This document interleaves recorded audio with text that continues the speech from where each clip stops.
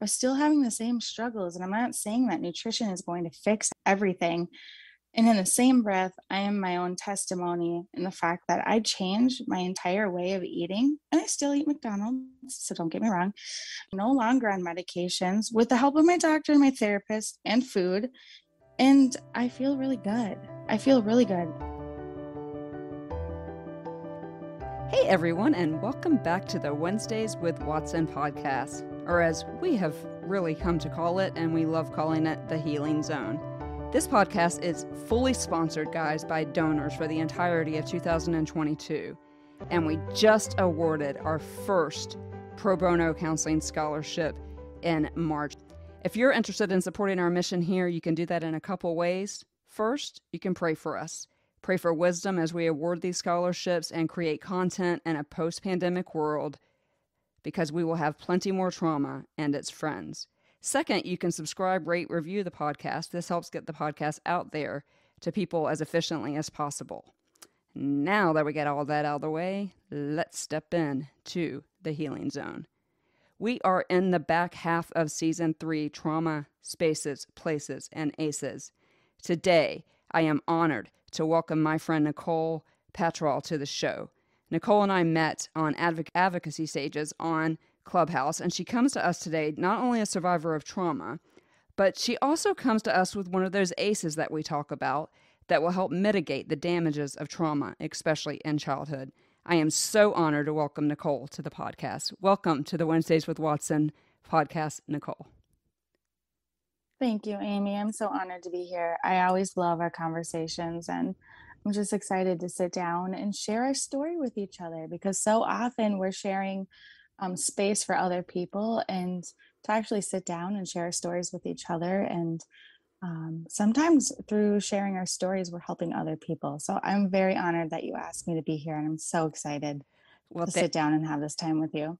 Well, thank you. I couldn't think of a better person for the subject that I wanted to cover today. But first, we're going to start the podcast the way we have started almost the entire season. And it's been really interesting because people have come back to me about this question and said, that was the question that was the hardest for me. The very first question out of the gate that you asked me, because Nicole, we've both been on audio stages together. And so we know you got to be short and concise.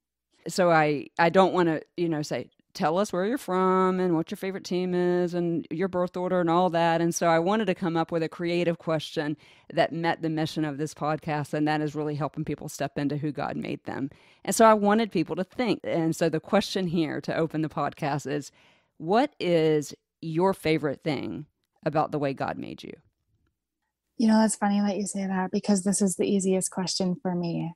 And the first thing that came up automatically was my favorite thing of why God made me the way that he made me. It was with purpose. It was an automatic answer. And I have a really interesting vision of when I was younger. I always had this vision growing up, and I thought it was a dream. But I was up in the clouds with somebody that just felt like a father and warm. And I was like, I want to go down there and help. This is a dream that I had over and over and over. And I haven't shared it with many people. But I said, I want to go down and help. And he said, are you sure? Because there's a lot of pain down there and there's a lot of suffering. And I was so eager and excited. I was like, yes, I want to go down and help. And so he goes, okay, you can go down and help. And so I remember being sent down and then kind of shot back up to where I came from. And I was so confused and I felt rejected. And I was like, what was that? And the fatherly voice said, well, sometimes we're not wanted there, and it's a place of suffering. I'm like, well, I want to go help. And the same thing happened. I went down and came right back up, and I was so confused. I felt so abandoned. And this is the weirdest dream, the weirdest vision to me. And one day I shared this with my mom. I finally got sent down and stayed to the place that I wanted to help and serve. And I told my mom this, and my mom expressed to me that in a previous relationship, there were two pregnancies that did not survive. They were terminated. And to me, I don't know if it's symbolic, just to me, it makes so much sense. But when you ask this question of what's your favorite thing about how God created you, it's with purpose. I feel like that vision and my connection with God, I feel like I have so much purpose here. And if it just means something to me, cool. But I think it's a really cool story that I really haven't shared with many people. So I was kind of like, I wanted to share that with you. I thought it was kind of cool. Little bit cool. That is very cool. And I actually still have chills. Like when you first said it, I got chills because, that is so your heart, is so who I've known, who I've experienced you to be. You're always out there helping people. And we're going to talk more about that. And that is why you're here today. But wow, that is so cool. That is so cool. And God is using you, and you do have purpose, and you know that. That's why you're here today. So the chills are still not gone. I still have chill bumps. So thank you for sharing that. That is very, very awesome. And I do think that we have to turn our pain into purpose, because it would be wasted otherwise. And so I do want to say, as I say to all of my guests, I don't know your story. I'm getting ready to find parts of it out. But as a trauma survivor myself, I'm sorry, so, so sorry for your pain. But I am so proud of you. And I find myself getting very preachy and big sisterly on these podcast interviews these days, because the listeners can't see what I can see, but there are probably 30 years between you and me. Well, maybe not quite 30, but a lot of years between you and me. We are a different generation. I am Gen X. I'm guessing you're probably a millennial. But to have that kind of wisdom at such a young age is incredible. Well, let's jump right in. One of the things that I am asking guests to do, and I am so grateful that everyone has agreed to do this, because what I'm about to do is not easy. But we have been teaching in this back half of this season about adverse childhood experiences. And so when I have guests, I asked you ahead of time if you would be willing to answer these questions, fully knowing that this podcast is going to be out there forever and your friends and your family are going to listen to it. And you said, yeah, I'm willing to answer those questions. And so what I'm going to do is I just need a yes, no really quickly. And because what I want my listeners to understand is the authority of what you bring to this podcast today. And trauma gives us that authority to talk about it. And so these are the basic 10 wildly accepted adverse childhood experiences in psychology that if you have 3 or more of these, you are considered to have had toxic stress. And stress is something that you and I talk about a lot. We both will disappear off of social media. If I don't get a text message from you or you don't get one from me, we both went to shut down protect mode because we had these experiences. And so let's run through those really quickly, because I want people to understand the authority of what you bring to us today. So before your 18th birthday, did you experience, and you can just say yes or no for me, any of these things? And so the first one is, did you experience in your home before your 18th birthday? And it doesn't need to be in your home, even though we're focusing on the home, but especially if this were true in your home, but verbal abuse. Well, I suppose if we're talking outside of our home, definitely. Okay. Physical abuse? Mm-hmm. Mm-hmm. Yeah. Okay. How about physical neglect? Absolutely. And we're going to be talking about that a lot today. Was there mental illness present in your home? There was. Substance abuse present in your home? Depends on perspective, but I would say, probably yes. Yeah, because things like food, cigarettes, drugs, people, codependency, alcohol, all the things. Mm-hmm. Did you have an incarcerated relative? No, but my father was not there. My father took his own life when I was 3, so he wasn't incarcerated, but he also was not in my life. So I think that's relevant. A little bit. You just stopped me in my tracks on that, because he kind of was incarcerated in his own hell, right? I am so sorry to hear that. I did not know that. Wow. How about domestic violence? Yes. How about emotional abuse? Yeah, not in my home, but in a relationship outside of my home before 18, yes. And emotional neglect? Yep. Okay. How about sexual abuse? None that I can recall. And that's an important disclaimer that you just gave us. None that you can recall. Yes, it is. That is, and that's a whole nother podcast, because we often, and actually maybe not, we'll probably get there a little bit today. Well, here's the deal. Obviously, you have a score higher than 3. Therefore, all of the professionals out there would tell you that you would be subject as an adult to toxic stress, which causes all kinds of havoc on our bodies. We are in a series of childhood trauma. One of the biggest is neglect. And you mentioned to me that you had neglect. And I can imagine, and you can talk a little bit more about this if you want, that some of that neglect came by pure nature of your father completed suicide and your mom probably was just trying to do everything she could to survive. And therefore, I'm sure that may or may not be where the neglect came from. I don't want to assume that. I'm going to finish the question. And I often say most of my guests are smart enough to answer these multi-layered questions. And so as I mentioned, we're in a series of childhood trauma. One of the biggest is neglect. I have asked you here today, though, because of not only because of that ACE score that you just told us about, but because one of my favorite things about you is that you have a passion for health, both mental and physical. And we're going to discuss all kinds of things like food insecurities and how it affects the developing brain, and give hope to those out there who experienced food security insecurities or neglect. Food was withheld from them. That was my story, or not provided. So my first question is to you: why? Why is this your passion? Helping people for free, I might add, most of the time, in nutrition, both, and then also your Instagram handle, which I just love, is at Well Nurtured Souls. Tell us why this is your passion. Clearly, you've been through some stuff. Tell us why this is your passion. Yeah, I mean, serving other people has always been my passion. I just feel like that's part of my nature, but nutrition wasn't actually always my passion at first. I actually didn't know a lot about nutrition.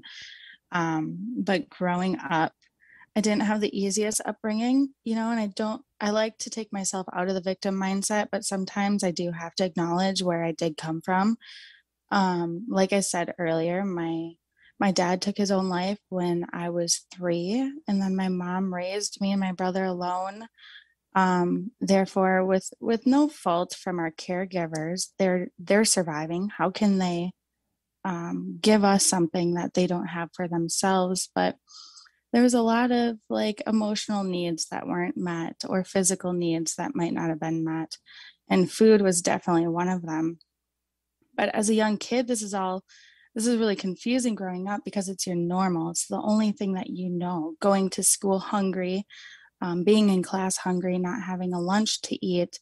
I mean, it you don't know any different, because that's your normal. And I started to have a lot of emotional regulation challenges. I was diagnosed with anxiety, depression, later bipolar and borderline personality. It's a nice little Wow. mix of ingredients there.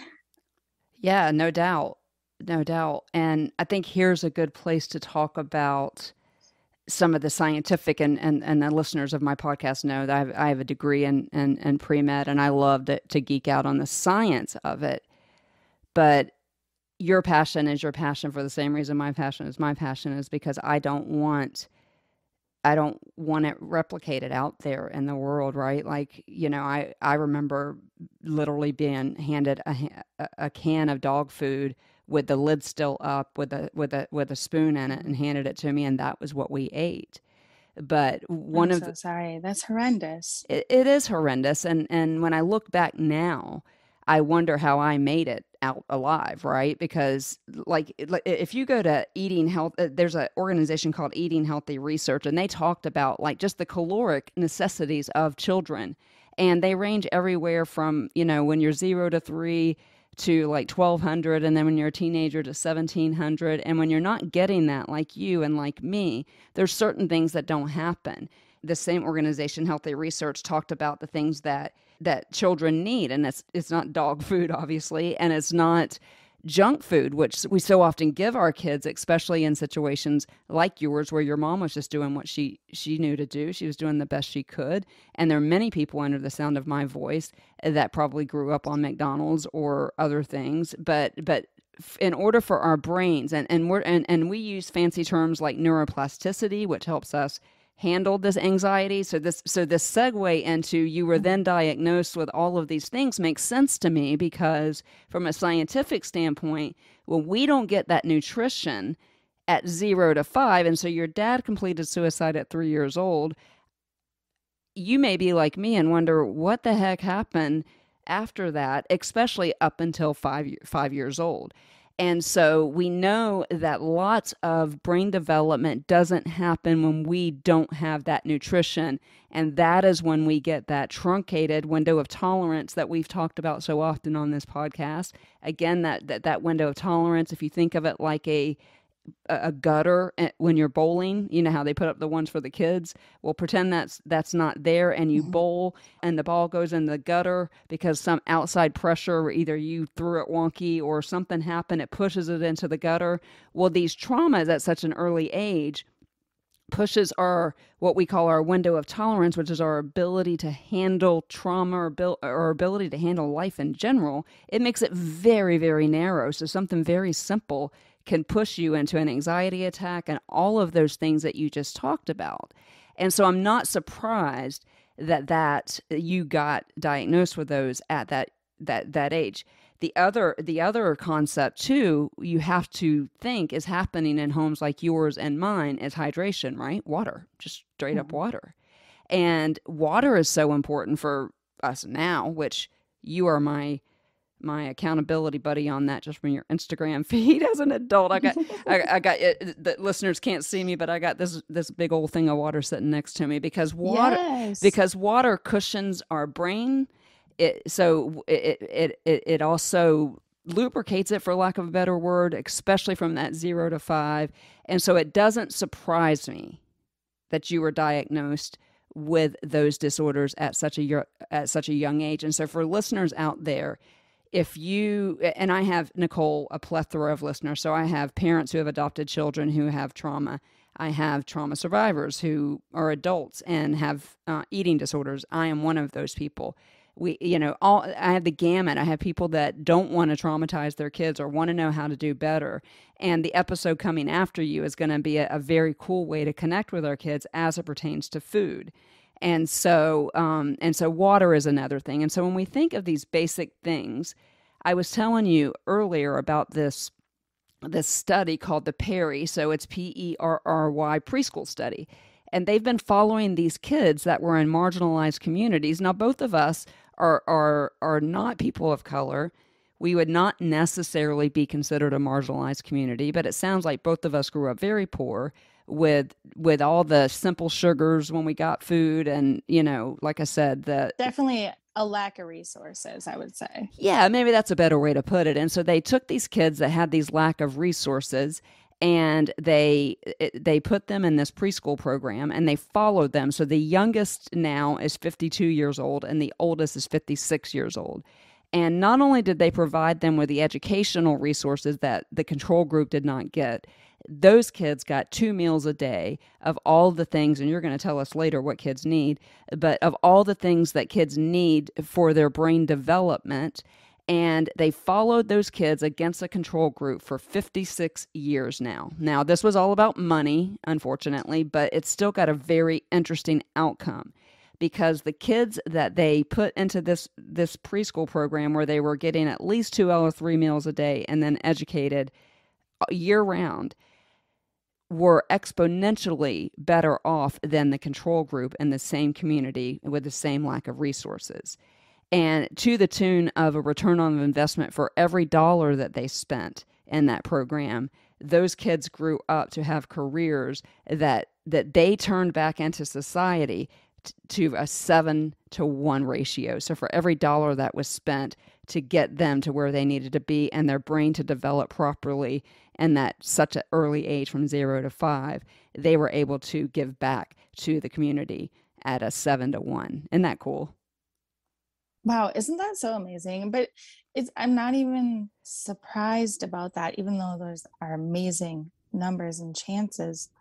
Um, and we look a lot at the pieces, what are the missing pieces with our society or our kids? And I think that just proves one of those missing pieces that's so important. And we know it's such an important thing, is really just nurturing them, nurturing their body and nurturing their brain, because it shows that when we nurture a child's body and their brain, or an adult's, they strive more socially, and they strive more academically, and will strive more in their career, and emotionally, and just it's not the answer. Nutrition isn't not the only answer, but it's a really big puzzle piece out of this whole equation. Yeah, and especially if we want them, because no matter what, parents are going to screw up their kids in some ways. You know what I'm saying? Not necessarily traumatically, but we're going to screw them up somehow. And so if I even do at times, I'm sure. I'm not the yeah, perfect that was going to be parent. my next question to you. You have children, right? I have three You kids. have three kids, and I love following. I'm not sure which one of your three kids. When you guys are playing hockey, you're like, I'm dead right now. I'm just dead." But but you talk about, and this is a nice segue into asking you to talk to our listeners about what you do for your own kids, because I laugh so hard when you go to these hockey tournaments, because we've all had family members who are in clubs something, right, and it's like you're sitting at those tournaments just wishing they'd lose so you can go home, but you actually but you You're right actually on. you talk to us on Instagram especially about those times, because ideally, so let's start with the ideal nutrition of children in your mind based on your research, and you have done some formal training with this, and you've got some programs we're going to talk about at the end. And so here's where, as a survivor of trauma, and as a survivor of as somebody that, like myself, who did not get nurtured as a child, we did okay, but because we did the hard work, right? Maybe neither of us would suffer from some of the things that we still suffer from, because I don't know about you, but my anxiety and the things that happen as a result of my childhood with nutrition being in play didn't go away, right? And so I always wonder how much better I would be had I been taken care of. Well, you have three children. And when you go on those hockey tournaments, you post like, we still take snacks. And then occasionally, like I think I might have seen once, I gave in and we just ate at McDonald's. And parents out there, I understand Happy Meals make them happy and all that. And this is not a knock against fast food or any of those things. This is to talk to you guys about the importance of nutrition in the child's brain, regardless of whether trauma is present or not, because one day they are going to have trauma. And if we can have that window of tolerance as wide as possible because we have nurtured them. And Nicole, not only with food, but just, and listeners can't hear me, but just hugging them. And, like I didn't get that as a child. And there were parts of my brain not developed because of that. But talk to us about what you recommend to parents for nutrition to set them up the best we possibly can in life. Okay, let me start with, I love myself a good spicy chicken McDonald's sandwich. There's no shame in that. And I think it's healthy to have a balance and to let yourself have a treat every once in a while. But that's my little pleasure. And I'm not going to call it a guilty pleasure because I don't feel guilty for it. Um, it's really interesting being a mom, because my first child that I got pregnant at 14. And now that kiddo that's in hockey is 14 themselves. So that's a little bit wild. And it's been really interesting to watch their journey growing up. Um, because as a teenager, raising a child, I only knew what I knew based off of what I've been shown. And all children are different. And my oldest is a lot different than the younger two, in the way of where my oldest and I are kind of healing together, if that makes sense. And not just nutritionally, but we make a big point out of that, obviously, but also our social skills, and identifying our feelings, why we're feeling that way, affirming um, our kids, and because there's that whole self-fulfilling prophecy thing too. And Yeah. I think affirming our children is so incredibly important.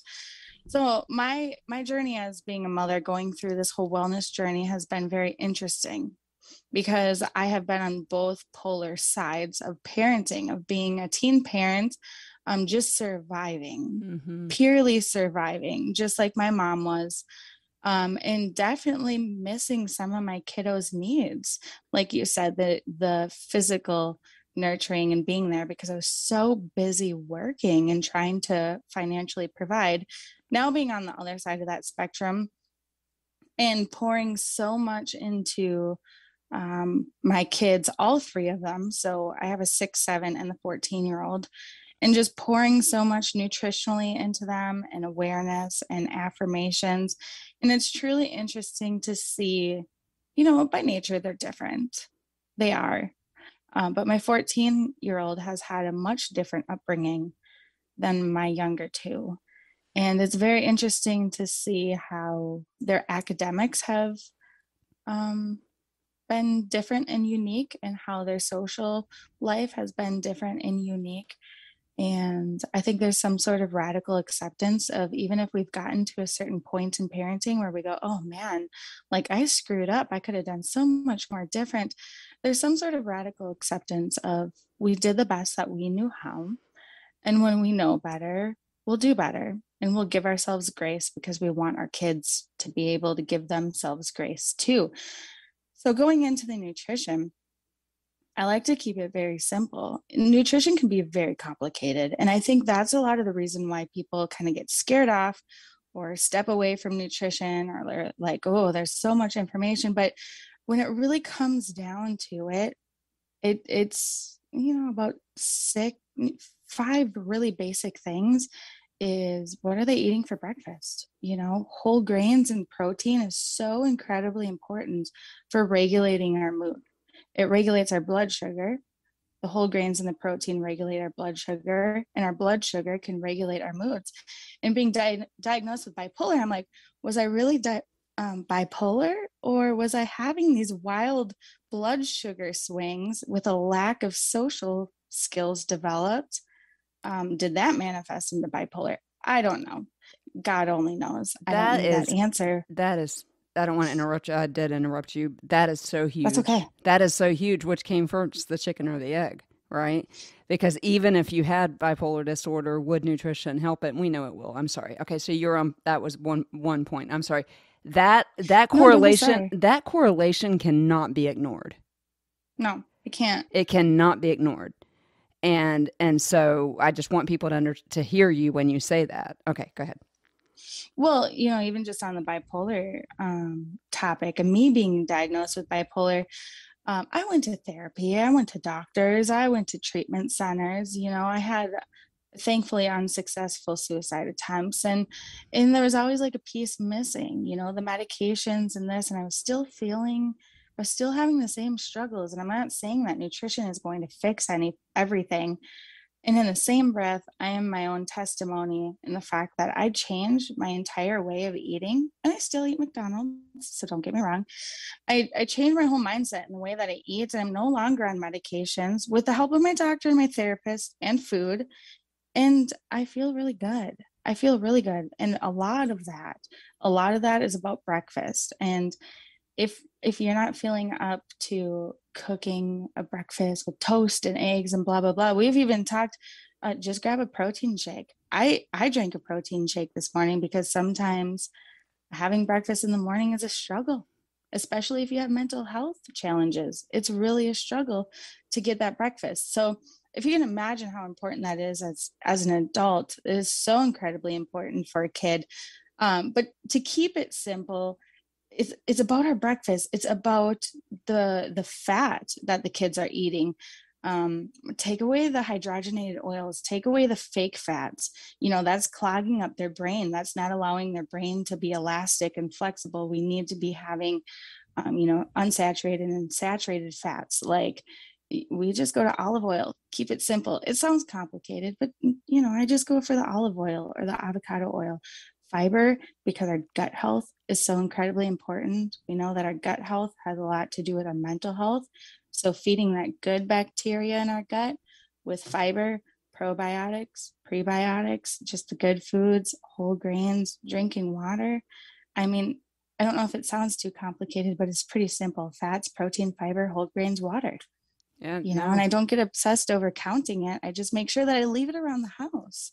I leave it around the house so the kids can grab their fruit, the kids can grab their whole grain bagels, the kids can grab their water. And because I'm tired, Yeah. we Yeah, do a yeah. lot of hockey.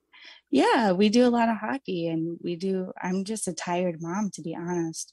It doesn't have to be complicated, but when we leave these nutritious foods around the house, which a lot of times you can find for it within budget, especially if you go to a place. I like to go to Aldi's. You don't have to buy all the organic stuff and the wild stuff. It's just making sure that the kids have access to the Right. food. And Even if you don't have the energy to cook it, they have access to the food. and I think that's so important that they have access to it, right? Because neither one of us did. And we No, both we didn't. and we're both I both still I tell people all the time, I wake up in the basement. I don't wake up on sea level. There's lots of things I have to do to get to normal baseline, right? And I know that that is because as a child I did not get these things that you're talking about. You said something there I think is interesting about fats and about the stretchiness, I think was the word you used, which is a much easier word to understand than the word I'm getting ready to use, of our brains, of our neuroplasticity. And the reason neuroplasticity is just a fancy word for being able to retrain your brain, especially when trauma is present. And so if we have set them up to have a stretchy brain by making sure that they have these foods and especially fats, and stay away from the incredibly saturated fats, which are just fillers and waste of everything. Things like red dye too, by the way. Mm-hmm. Lots of red dye is very highly correlated, excuse me, with diagnoses of attention deficit hyperactivity disorder and things of that nature. And so, so you said that I think that's important. So those 5 things, listeners, making sure that is getting into your children in whatever way you can, and as young as you can, right? We create these habits, and they're eating habits for them when they are very young. My cousin has twins, and I was up there when they were 5 months old. They live in Canada, and I went up to see them for spring break and I'm literally air quoting when I say this, vacation, because that was not a vacation. Oh my word, if you've ever been around twins, one cries, one goes to sleep, and it's a nightmare.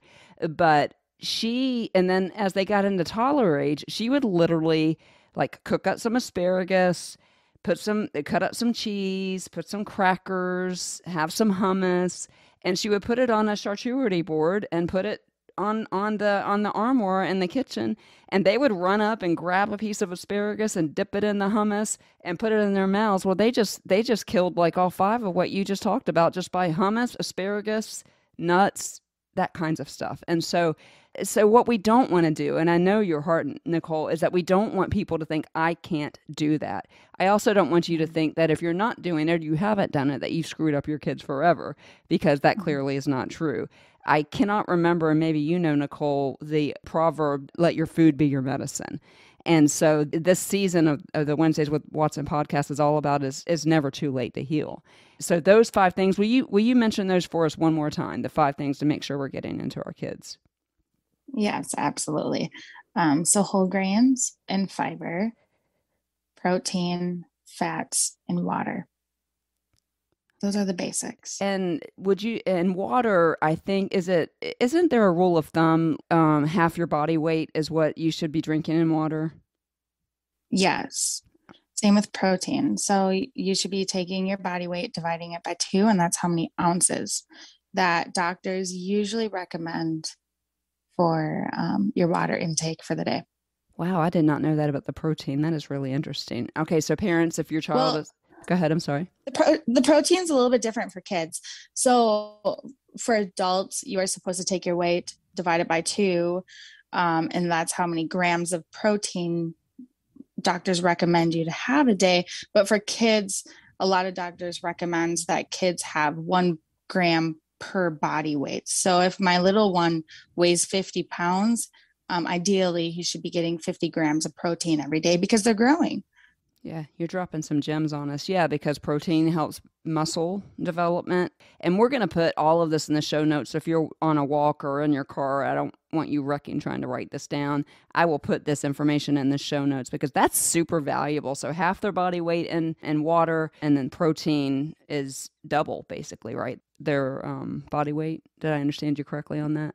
1 gram per One, pound. 1 gram per So if pound. they're I'm sorry. 50 pounds, they ideally should have 50 grams of protein a day. Okay, and If then they're 70 pounds, they should have 70 grams of protein a day, gotcha, ideally. gotcha. And then obviously leafy vegetables and all the things. And again, this is all helping with brain health. You're setting them up to have a expanded window of tolerance. You're setting them up to not be like me. And I can only talk about me because I know my issues. And Nicole, you have been a really good friend to me in this regard because you have taken your experience of not having the nutrition that you needed as a child, combined with an ACE score. I think I counted 7 or 8, which is very, very high. And then got pregnant at 14. And I'm so grateful that you chose to carry that precious child. Mm-hmm. And I know that you are growing up together. And I do think, Mm-hmm. I do think it's interesting to note here that while children are different inherently, that we can see a difference in your oldest based on all the dynamics, because you were just doing the best you can with what you had, and you were young, you were just a child yourself. Our brains aren't completely developed until 25, and you're barely older than 25 yourself, Nicole. But I do believe you're an old soul. And but I think it's really important that we highlight there that there is a difference between your oldest, who did not necessarily get the nutrition and the nurturing that your 6 and 7 year old got. And they're all cute, and y'all got to follow Nicole on Instagram.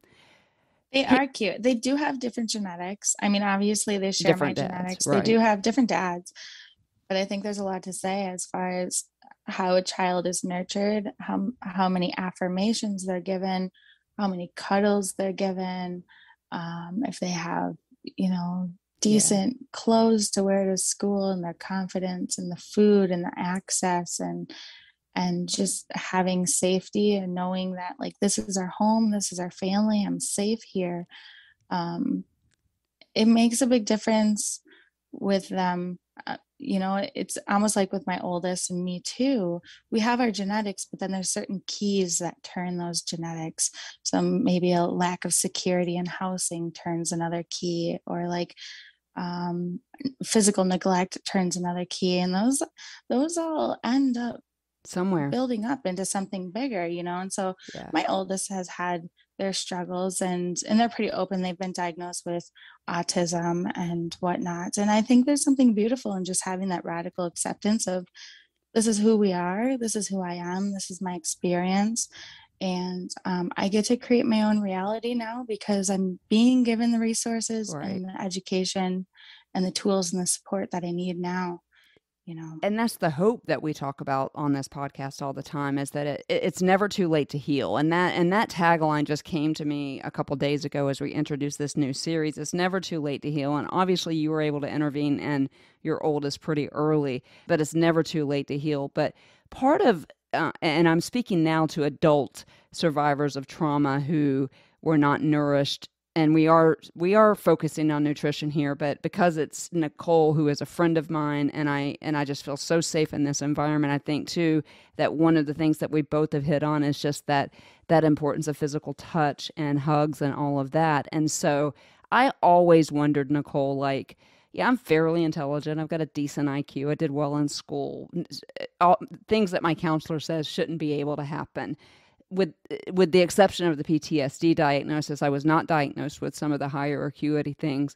And I often wondered, like, knowing what my mom did later, abandoned me. And so, like, I'm thinking now as an adult, who potty trained me, who fed me, who did all of these things, right?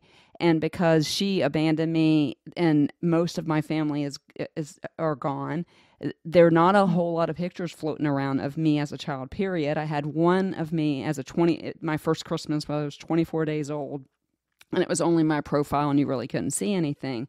And so I've wondered, and especially going into this series, like, how, who fed me, who took care of me, because I clearly my brain got formed somehow, even though I have PTSD and anxiety and all of that.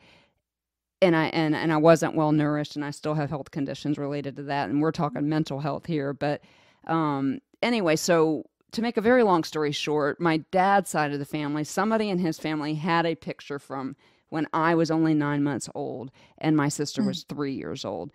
And Nicole, when I tell you that I am the chubbiest of all the chubby babies in the world, but it was so cathartic for me because it helped me fill in some missing pieces. Like, okay, well, clearly when I was that young, somebody was feeding me. And then there was a time, and I remember that time, it was around the time of 4 or 5, where we were locked in rooms and fed stuff that humans shouldn't eat or not eat at all. So it Mhm. clearly was my dad who died around the time that all that started to happen that was taking care of me. And so it so encouraged me because I looked at the picture and I saw that chubby little girl, and my sister who is holding me barely can hold me because I mean I'm she to this day is 4 inches tall shorter than I am. We have different dads, and so she's holding me, and I have a smile on my face, and I'm looking in the eyes of that baby, and I'm saying, I'm going to take care of you as an adult.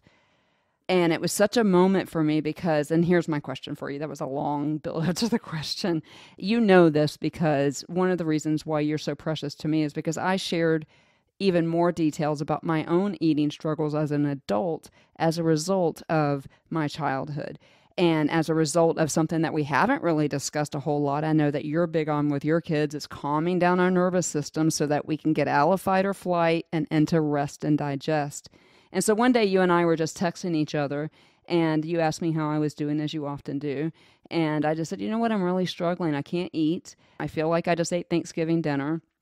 That I Mhm. weigh, I'm 10 pounds underweight, you know, blah, blah, blah, blah. Just started talking to you. You said something to the effect with, can you get anything into your body? And I was literally laying in bed at like 4 o'clock in the afternoon. And I said back to you, I have these protein shakes in the refrigerator, but they're full of preservatives. I know they're not good for me because they sit in the sun before they go in my refrigerator, but they're 530 calories, and I guess I could get up and get one of those. And you messaged me back and you said, those protein shakes are like love notes to your body. Mhm. And that now every time I drink one of those, I think of that. I'm reading a book by John Eldredge, and he talked about the verse in the Bible that says, love your neighbor as yourself. And he said, if many of us are being honest, if we love our neighbors like we love ourselves, we aren't very good neighbors. Yeah, that's true. Yeah, so let that It's- breathe just for a second. And so when you said that to me, it was like, I have got to value myself. And so my question is to you in your work that you're doing now, do you experience people like me where you're finding the need to maybe even go out and curate a eating program for those of us who have no context of what it means to have a healthy relationship with food? And because I'm on the other end of the spectrum where I just don't eat, do you have any thoughts for my listeners out there who might be like me? And this goes both ways because obesity is a thing too, right? We eat the wrong foods when we have trauma. And so I would say for those of us who have a poor relationship with food as a result of our childhoods, clearly you have done the hard work and put in the hard work. Can you share with us how we can get to where you are? And I know you're not perfect, but clearly you have figured this out. Can you help? Can you give me and my listeners some hope about our relationship with food in the presence of all this trauma that we've been through?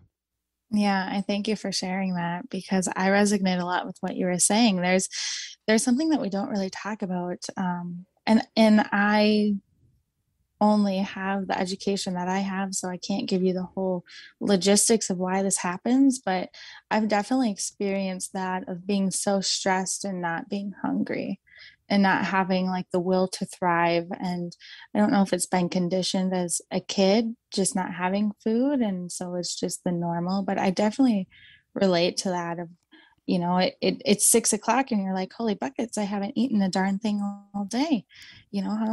How many days have I gone without eating? And not even that it's always intentional, but it definitely has happened. That's something that I've experienced. And it affects us, because then it kind of can become this cycle and this spiral of now we're feeling worse because we're not eating, and now we're not eating because we're feeling worse. And, self-care was a really big buzzword for a while, and still kind of is, but I kind of look at self care as just making the effort to meet my basic needs. And even though I've done the work to be where I'm at, it's still a daily practice to meet my basic needs. Like today, reaching for that protein drink to make sure that I had nutrition in my body, that I was taking care of my body this morning because I was just tired. I was Yeah. so tired. And sometimes that's what it looks like. So I would say the first thing to start with anybody, and this is where I started, is just having grace with ourselves.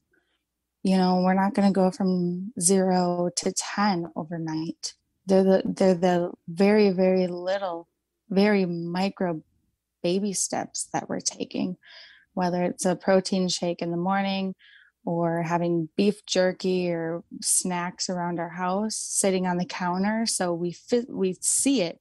If we see it, sometimes we'll eat it. Sometimes that's just the reality of what we live in when we've grown up in trauma, is that if we don't see it, we're not thinking about it, and then Yeah. we don't eat for 2 days. And I And, think that's something realistic. and that is something that you told me to do, and I do. I have a bowl of on my counter, the little Snickers bars.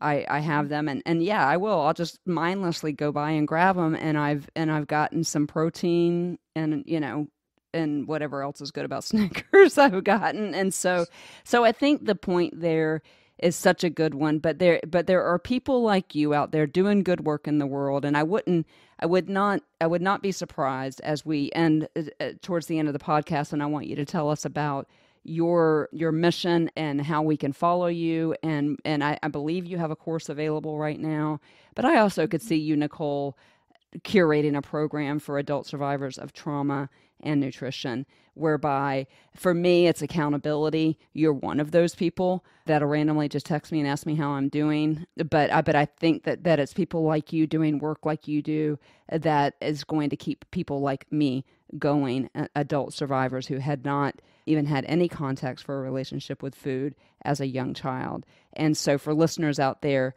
this is the opportunity I wanted to give Nicole to tell us a little bit about Well Nurtured Souls and your organization and your program, where people can find you and all the things. I think education is a great way to start. And that's why I put together my Nutrition 101 class. And it's really basic. It goes over the fiber, protein, fat, water, um, the very basic things without making it too complicated. It explains nutrition and how it ties to your mental health in the terms of explaining it like you would a 6 year old, because I strongly believe that, if you can't explain it to a 6 year old, maybe we shouldn't be explaining it. But Mm. it doesn't need to be complicated all the time. So I have that course that I do offer, and it's online. It's self-paced. Life gets busy sometimes. And I'm on Instagram, I'm on Facebook, at Well Nurtured Souls. So it's WELL.nurtured.souls. And you can find me all over on there. But like you said, sometimes we step away and just protect our peace a little bit.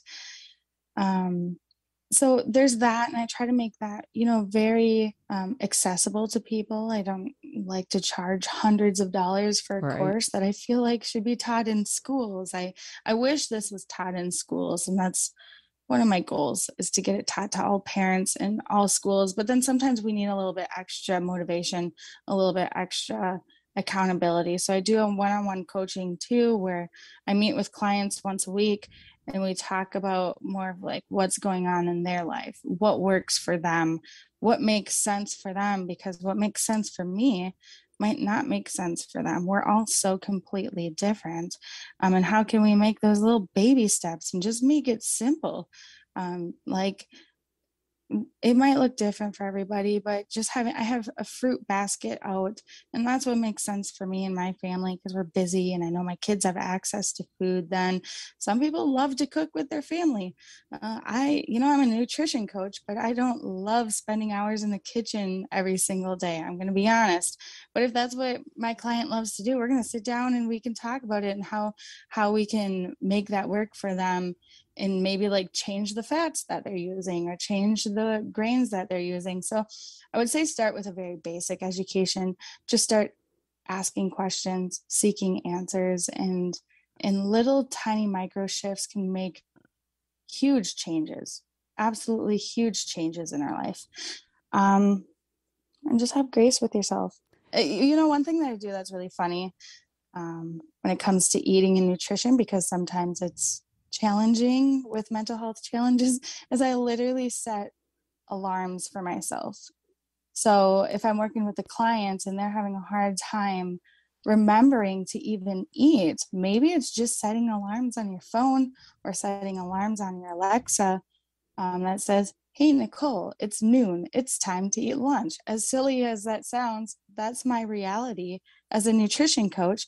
And that's what works for me. So educating ourselves on what we can use to fuel our body and fuel our mental health and our mind and our soul, and then surrounding ourselves with support, whether it's you and I, whether it's a coach, whether it's a spiritual leader, a church leader, a parent, a sibling, a friend, a counselor. Those.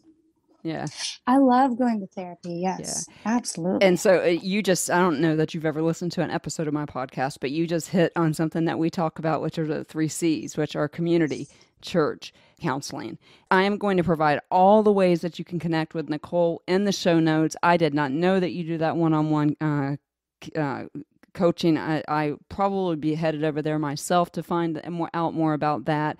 But we have really dived deeply into trauma and the developing brain. And then even Nicole has given us some bonus content here with how even as an adult, obviously nutrition is super important, but particularly in the presence of trauma, because even as an adult, guys, we can expand that window of tolerance. And I never even thought about the possible correlation and maybe even misdiagnoses with lack of nutrition and diagnoses like bipolar disorder because of something simple like blood sugar. And so this has been so informative to me, but also as a trauma survivor, someone who has turning your pain into purpose, with 3 beautiful children, married to a law enforcement officer, which is a feat in itself. Most people would be eating, their weight and calories just because of that alone. And so I wanted to thank you for that sacrifice too. And so, all right, well, Nicole, any parting words for our listeners as we end the podcast today? No, I just want to thank you. And a lot of times we feel like we have to make these huge macro shifts, and that's really not where change comes from. Change comes from the tiny little shifts that we make, those little consistent things that we do, whether it's just making sure that we drink 1 more glass of water a day, or we eat breakfast 4 days out of the week. Don't get too caught up in, this wellness stuff is very trendy right now. And there's a lot of pressure on social media to do it perfect. They have a lot of my daily routine. I eat this every morning. I work out this much every day. I do this. And don't feel like you have to measure yourself to that. You're on your own journey. We're all on our own journey, and just have grace with yourself, because you're so worthy of where you're at. And it's such a unique process that we shouldn't be measuring to anybody except for ourselves yesterday. Oh, love it. And we talk about that too, not comparing our stories, not comparing our trauma. Well, thank you again for being on the podcast. And Nicole, I am going to proclaim over you the same thing I proclaim over everybody. And I know that you believe this, but when your faith is hard to find, sometimes you need to borrow mine. And so I want you to know that what we have done here today has solidified the message of my heart and the message of this podcast, which is something that I end every single podcast with. As Phil Baker's song plays us out of the podcast, I declare this over Nicole, and I declare it over everyone else.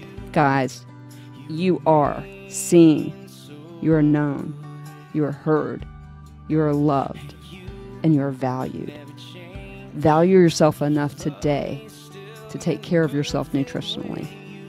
We will be back here in 2 weeks with Chef Kibby, with a very cool way that he connects with his foster kids in the kitchen. And so you're not going to want to miss that. Make sure you're subscribed. Thank you so much for joining the Wednesdays with Watson podcast. And until we come back here, I will see you again 2 weeks in the Healing Zone. Let my life glow.